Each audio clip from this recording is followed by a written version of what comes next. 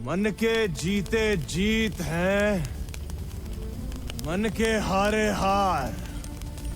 हार गए जो बिन लड़े, उन पर है धिक्कार।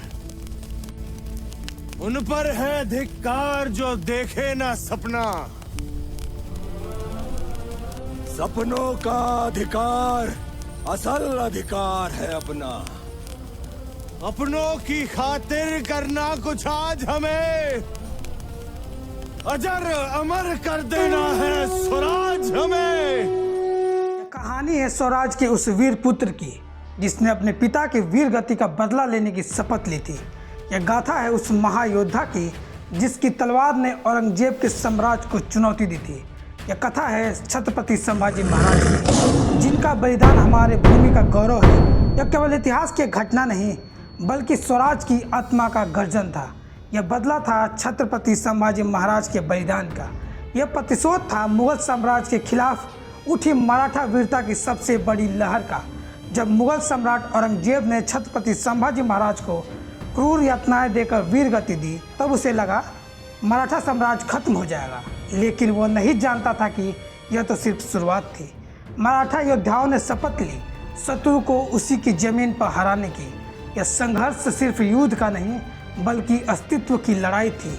आज हम आपको सुनाने जा रहे हैं उस ऐतिहासिक बदले की कहानी जिसने मुगल साम्राज्य की नींव हिला दी थी। तो जुड़े रहिए हमारे साथ और अंत तक इस वीडियो को जरूर देखें। जब हिंदुस्तान, पाकिस्तान, अफगानिस्तान से लेके बांग्लादेश के समुद्र तक और उत्तर से लेकर दक्षिण भारत तक पूरा हिंदुस्तान जिस औरंगजेब की हैवानियत से खौफ खाता था, वही औरंगजेब अफजल खान के डर से अपनी जान बचाकर भागा था। और उसी अफजल खान को छत्रपति शिवाजी महाराज ने मात्र 2 मिनट में परास्त किया था। अफजल खान को मारने के बाद पूरे हिंदुस्तान में कोई मुस्लिम बादशाह नहीं बचा था जो छत्रपति शिवाजी महाराज के साम्राज्य को रोक सकता था। सैकड़ों सालों से चली आ रही मुगलों की गुलामी को चीरते हुए हिंदुस्तान की धरती पर छत्रपति शिवाजी महाराज ने हिंदुओं का एक अलग साम्राज्य खड़ा कर दिया। छत्रपति शिवाजी महाराज की ताकत का अंदाज़ा आप इसी बात से लगा सकते हैं कि जब वे जीवित रहे तब तक औरंगजेब ने महाराष्ट्र की धरती पे अपने कदम नहीं रखे। इतना ज़बरदस्त खौफ औरंगजेब के अंदर शिवाजी महाराज का बैठा था। परंतु दुर्भाग्यवश 3 अप्रैल सन 1680 को छत्रपति शिवाजी महाराज का रायगढ़ पे निर्धन हो गया। छत्रपति शिवाजी महाराज की मृत्यु के बाद औरंगजेब बड़ा खुश होकर हिंदुस्तान जीतने का सपना देखने लगा। वो सोचने लगा, उत्तर से लेकर मध्य भारत तक सब कुछ तो मैं जीत चुका हूँ। अगर दक्षिण में इन मराठों का सफाया कर दूंगा तो पूरे हिंदुस्तान का बादशाह बन जाऊंगा। इसलिए वह तुरंत अपनी लाखों की सेना लेकर दक्षिण की ओर कूच कर गया। परंतु औरंगजेब इस बात से बेखबर था कि छत्रपति शिवाजी महाराज की मृत्यु के बाद उनके पुत्र धर्मवीर छत्रपति संभाजी महाराज नंगी तलवार लेकर मुगलों के काल बनकर खड़े थे। जैसे ही मुगलों के कदम महाराष्ट्र की धरती पर पड़े, मराठों ने मुगलों के मस्तक उतारने शुरू कर दिए। छत्रपति शिवाजी महाराज और महारानी साईबाई के पुत्र धर्मवीर छत्रपति संभाजी महाराज, जो आगे चलकर मुगल सल्तनत का काल बनकर खड़े हुए, उन्होंने अपने शौर्य और पराक्रम के बल पर पूरी मुगल सल्तनत को तबाही मचा दी। छत्रपति संभाजी महाराज के लगातार भयंकर हमलों से औरंगजेब की नींदें उड़ चुकी थी। इसलिए थका हारा औरंगजेब यह भली भांति जानता था कि संभाजी महाराज को सामने से युद्ध में हराना मतलब मौत को गले लगाना है। इतना जबरदस्त खौफ मुगलों के अंदर संभाजी महाराज का बैठा था। परंतु अपने ही लोगों की गद्दारी का प्रहार संभाजी महाराज को झेलना पड़ा। मुगल सरदार मुकर्रम खां की हजारों की सेना ने संभाजी महाराज को धोखे से पकड़कर औरंगजेब के सामने पेश किए। लेकिन संभाजी महाराज बिना डगमगाए सीना तान औरंगजेब के सामने खड़े रहे। मौत आकर सामने खड़ी हो तो इंसान कुछ भी करने को तैयार हो जाता है। लेकिन छत्रपति संभाजी महाराज स्वाभिमानी थे। उन्होंने औरंगजेब से यह नहीं कहा मुझे छोड़ दो, माफ़ कर दो, शरण दे दो, बल्कि उसके दरबार में उसकी इज्जत की धज्जियां उड़ा डाली। अपने ही दरबार में अपने ही लोगों के सामने हुई बेइज्जती को औरंगजेब सह नहीं पाया। वो गुस्से से आग बबूला हो गया और उसके आदेश पर धीरे धीरे छत्रपति संभाजी महाराज की खाल खींची गई। दर्द और ज़्यादा हो इसलिए जख्मों पर नमक डाला गया, आँखों में मिर्च डाली गई, उंगलियां काटी गई, गरम लोहे की सरिया उनकी आंखों में घुसाई गई, जुबान तक काट ली गई। लेकिन छत्रपति संभाजी महाराज डग से मग न हुए। हर रोज उनके शरीर के एक एक अंग काटे जाते और उनको पीड़ा, असहनीय पीड़ा का सामना करना पड़ता। अपने पिता छत्रपति शिवाजी महाराज के हिंदवी स्वराज के सपने के लिए और राष्ट्र धर्म के लिए 40 दिन तक इस दर्दनाक यातनाओं को छत्रपति संभाजी महाराज सहते रहे। अंत में थक हार के औरंगजेब ने 11 मार्च 1689 को फागुन अमावस्या के दिन छत्रपति संभाजी महाराज की क्रूरता से हत्या कर दी। परंतु इतने पर ही वो नीच औरंगजेब रुका नहीं। उसके आदेश पर मुगल सरदार जुल्फिकार खान ने रायगढ़ किले पर आक्रमण करके संभाजी महाराज की पत्नी रानी यसुबाई और उनके 7 साल के पुत्र साहू महाराज को कैद कर लिया। लेकिन इस हमले से संभाजी महाराज के छोटे भाई राजा राम महाराज बच निकले। छत्रपति संभाजी महाराज की मृत्यु से पूरा मराठा साम्राज्य अंधकार छा गया। अब सभी के मन में यह प्रश्न उठने लगा, एक तरफ औरंगजेब की 9 लाख की विशाल सेना, दूसरी तरफ ये दक्कन के मराठे जिनकी मात्र 20,000 की सेना थी, कैसे टिक पाएंगे? कौन बचाएगा मराठा साम्राज्य को? ऐसे मुश्किल हालात में मराठा साम्राज्य की कमान संभाल रहे थे 19 साल के छत्रपति राजा राम महाराज, जो संभाजी महाराज के छोटे भाई थे। तभी एंट्री हुई 2 वीर मराठों की, संताजी घोरपड़े और धनाजी जाधव। ये दोनों छत्रपति शिवाजी महाराज के हिंदवी स्वराज की प्रेरणा लेकर राजा राम महाराज की ढाल बनकर खड़े हो गए। वीर मराठा योद्धा संताजी घोरपड़े और गिने चुने चंद मराठा सैनिक नंगी तलवारें लेकर काल से हाथ मिलाने निकल पड़े।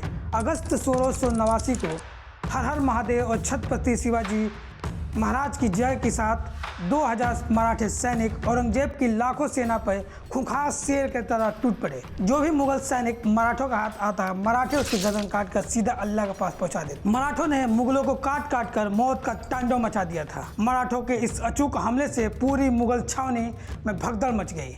मुगल सैनिक जोर जोर से चिल्लाने लगे, हुजूर मराठे आ गए। एक तरफ लाखों की मुगल सैनिक औरंगजेब की जान बचाने की कोशिश में लगे हुई थी, तो दूसरी तरफ मराठे मरने मारने को तैयार बैठे थे। मराठों ने मुगल छावनी में घुसकर ऐसा कत्लेआम मचाया कि औरंगजेब अपनी जान बचाकर दुम दबाकर भाग गया। इस हमले में भले ही औरंगजेब की जान बच गई, पर पूरे मुगल साम्राज्य की नाक कट गई। मराठे यही नहीं रुके, उन्होंने मुगल छावनी के ऊपर 2 सोने के कलश काटकर ले आए और इस अभियान को सफलतापूर्वक अंजाम देकर सिंहगढ़ किले की ओर लौट गए। अगले दिन सुबह हुई, जो औरंगजेब मुगलों की मौत का मंजर देखकर हैरान रह गया और कहने लगा, या अल्लाह, किस मिट्टी के बने हैं ये मराठे? न थकते हैं, न झुकते हैं, न पीछे हटते हैं। इन्हें मिटाते मिटाते कहीं हम ना मिट जाएं। औरंगजेब इस दुखद घटना से अभी उभर ही नहीं पाया था कि 2 दिनों बाद मराठों का तूफान सीधे रायगढ़ किले पर जा धड़का। लेकिन रायगढ़ किले को पहले से ही मुगल सरदार जुल्फिकार खान ने घेर रखा था, पर मुगलों का खून बहाए बिना मराठों को कहाँ चैन आता था। इसलिए संताजी घोरपड़े और छत्रपति शिवाजी महाराज के वीर मावलों ने मुगलों के इस घेरे को तोड़ते हुए जुल्फिकार खान की सेना को चीर डाला और रायगढ़ किले पर भी कत्लेआम मचा दिया। मराठों ने मुगलों का बहुमूल्य खजाना, घोड़े, हाथी अपने कब्जे में लेकर पन्हाला की ओर कूच किए। मराठों को जब भी मौका मिलता वो मुगल सेनाओं को तहस नहस कर देते। जिस मुकर्रब खान ने छत्रपति संभाजी महाराज को छल से धोखे से कैद किया था, उसे औरंगजेब ने 50,000 रुपये नगद देकर महाराष्ट्र के कोल्हापुर और कंकड़ प्रांत का सूबेदार नियुक्त कर दिया। लेकिन छत्रपति संभाजी महाराज की शहादत का बदला लेने की आग और संताजी और धनाजी की तूफानी हमलों ने मराठों के खून में उबाल भर दिया। इसलिए उन्होंने प्रण लिया कि चाहे कुछ भी हो जाए, पर मुकर्रब खान को जिंदा नहीं छोड़ेंगे। और दिसंबर सन 1689 में मराठों ने मुकर्रब खान की विशाल सेना को चारों तरफ से घेर लिया। हर हर महादेव के गूंज के साथ उनकी सेना पर टूट पड़े। इस घमासान युद्ध में संताजी घोरपड़े ने मुकर्रब खान को पकड़कर इतनी जबरदस्त चोट पहुंचाई कि वो खून से लथपथ होकर धराशायी हो गया। मुकर्रब खान की दयनीय दशा देखकर मुगल सेना उसे बचाने के लिए जंगलों में ले भागी, लेकिन मराठों के प्रचंड प्रहार से वह इतनी बुरी तरह से घायल हो चुका था कि तड़प तड़प की उसकी मौत हो गई। इस तरह मराठों ने मुकर्रब खान का अंत करके छत्रपति संभाजी महाराज का शहादत का बदला पूरा किया। जिस औरंगजेब की क्रूरता और कट्टरता के कारण पूरे हिंदुस्तान के राजा महाराजा उससे थर-थर कांपते थे, उसी औरंगजेब को मराठों की खौफनाक सेना ने दौड़ा दौड़ा कर मारा। तुलापुर में हुई इस शर्मनाक हार से औरंगजेब पूरी तरह टूट चुका था। इसलिए मराठों से बदला लेने के लिए उसने दक्षिण भारत के सबसे ताकतवर सरदार कासिम खान को अभियान पर भेजा। कासिम खान ने संताजी घोरपड़े को पकड़ने के लिए कर्नाटक के तुलकपुर गांव में एक मजबूत घेरा बनाकर मराठों का रास्ता रोका, लेकिन मराठे कहाँ रुकने वाले थे। उन्होंने कासिम खान के इस घेरे को तोड़कर मुगलों की छाती को चीर के और तुलका में जबरदस्त संहार मचा दिया। मराठों के अग्निबाण मुगलों की छाती को चीरते हुए आर पार निकल गए। यह खूनी मंजर देख के कासिम खान की धड़कनें तेज हो गई और वो मराठों के डर से अपनी सेना को लेकर डोडेरी के किले में जाकर छिप गया। मराठों के पराक्रमी योद्धाओं ने डोडेरी के किले को चारों तरफ से घेर लिया। फिर मराठा सर सेनापति संताजी घोरपड़े ने अपनी चाल चली। उन्होंने किलों के दरवाजे को बाहर से बंद कर दिया और हजारों मुगल सैनिकों को कैद करके मार डाला। जो भी मुगल सैनिक किले से बाहर आने की कोशिश करते, मराठे उनको तलवारों से काट डालते। मराठों ने मुगलों को तड़पा कर घसीट के लथेड़ के मारा। भूख प्यास से तड़पते तड़पते मुगलों ने अपनी जान बचाने के लिए घोड़ों, हाथियों और कुत्तों को मारकर खाना शुरू कर दिया। लेकिन ध्यान देने वाली बात यह थी कि जिस कासिम खान को औरंगजेब ने मराठों को मारने के लिए भेजा था, उसी कासिम खान ने मराठों के डर से किले में फांसी लगाकर खुदकुशी कर ली। हिंदुस्तान के इतिहास में मुगलों का ऐसा हाल कभी किसी ने नहीं किया था जितना मराठों ने मुगलों को डोडेरी की किले में किया। अली मुर्दान खान, रुस्तम खान और खुदाबंद खान, हसन अली खान जैसे उसके ताकतवर योद्धा दिन रात एक करके मराठों का पीछा करते रहे, पर मराठों ने औरंगजेब को नहीं छोड़ा। तो भला ये मुगल सरदार मराठों को क्या उखाड़ लेते। उत्तर से लेके दक्षिण भारत में मसूलीपट्टनम तक मराठों ने मुगल सेना को काट कर ऐसा कत्लेआम मचाया कि दक्षिण से मुगल सल्तनत का सफाया कर दिया। उधर औरंगजेब विशालगढ़ को घेर के बैठा था, तो उधर मराठे ने मुनहारपुर में घुसकर पूरे शहर को तबाह कर दिया। मुनहारपुर के सूबेदार बैदर बख्त और अली मुर्दान खान को पकड़कर मराठों ने उनके शरीर के कपड़े को छोड़कर सब कुछ लूट लिया। कहा रोको इन काफिर मराठों को। उठते बैठते जागते सोते सब तरफ मराठे नजर आते थे। या अल्लाह, होंगे कामयाब, ऐसे लौटना पड़ेगा खाली हाथ। ऐसे चिल्लाते चिल्लाते औरंगजेब का महाराष्ट्र में दम घुट रहा था, पर मराठे रुकने का नाम नहीं लेते थे। न पराजय की चिंता, न मौत का डर। मराठे सिर्फ एक ही बात जानते थे, उड़ाने मुगलों के सर। अब बारी थी मुगलों के घर में घुसने की। वीर मराठा योद्धा धनाजी जाधव ने 80,000 की मराठा फौज इकट्ठा कर 4 मार्च सन 1706 को गुजरात पर चढ़ाई कर दी। गुजरात के रतनपुर के युद्ध के मैदान में धनाजी जाधव ने अपनी तलवार से ऐसा कत्लेआम मचाया कि नर्मदा की बहती धाराएं भी मुगलों के रक्त से लाल पड़ गई। इस घमासान युद्ध में जो भी मुगल सैनिक मराठों के हाथ आता, मराठे उसके गर्दन काट कर सीधा अल्लाह के पास पहुंचा देते।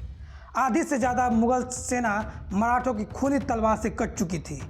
कई जिहादी रणभूमि छोड़कर भाग रहे थे, कुछ नर्मदा नदी में कूद गए। बाकी बची हुई मुगल सेना को मराठों ने घसीट के मारा। खुद गुजरात के सूबेदार अब्दुल हमीद ने मराठा सर सेनापति धनाजी जाधव के पैर पकड़ लिए। इस तरह वीर मराठा योद्धा धनाजी जाधव ने अपने शौर्य और साहस के बलबूते पर गुजरात की मुगल सल्तनत को तबाह करके वहां मराठा साम्राज्य का डंका बजा दिया। ऐसे ही एक के बाद एक औरंगजेब को दर्दनाक जख्म देकर मराठे उसे तबाह कर लूट लेते थे।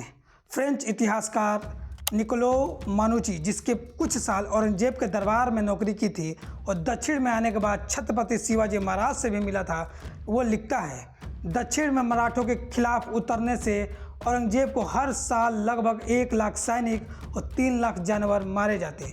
कुछ मराठों के हाथ हो तो कुछ कीचड़ में डूबकर, तो कुछ भूख के कारण, तो कुछ नदी में बहकर। इतनी दर्दनाक मौत मुगल सैनिकों को मिल रही थी। मुगलों की ऐसी हालत थी तो जानवरों की तो पूछिए ही मत। बेशकीमती खजाने, ऊंट, घोड़े, हाथी, तोपखाने, जो भी मराठों के हाथ लगता, मराठे उसे लूट कर साफ कर देते। मराठों के लगातार हमलों से औरंगजेब इतना कंगाल हो गया था कि कई महीनों से मुगल सैनिकों को पगार नहीं मिल रही थी।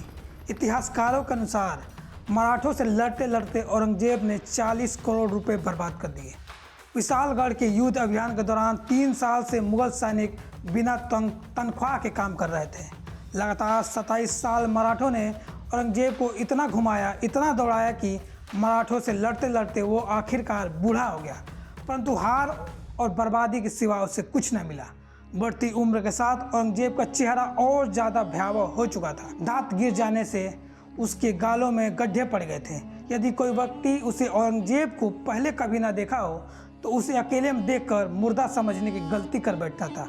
इतना बुरा हाल उसके शरीर का हो चुका था। 3 मार्च 1707 को महाराष्ट्र के अहमदनगर में वह नीच औरंगजेब तड़प तड़प कर मर गया और हिंदुस्तान का बादशाह बनने का उसका सपना उसकी कब्र के साथ दफन हो गया। औरंगजेब की मौत पर रोने के लिए उसका कोई भी करीबी जीवित नहीं बचा था। इतिहासकार उसे भूल चुके थे, लेकिन जब भी कोई उसका मृत्यु पत्र खोलेगा तो सिर्फ एक ही हिंदू राजा का नाम आएगा, वो थे छत्रपति शिवाजी महाराज। दोस्तों, इस वीडियो का टारगेट है 2000 लाइक्स। उम्मीद है आपको ये वीडियो पसंद आएगी। तो अगर ये वीडियो आपको पसंद आती है तो अपने दोस्तों, अपने परिवारजनों को जरूर भेजें। जय भवानी, जय शिवाजी।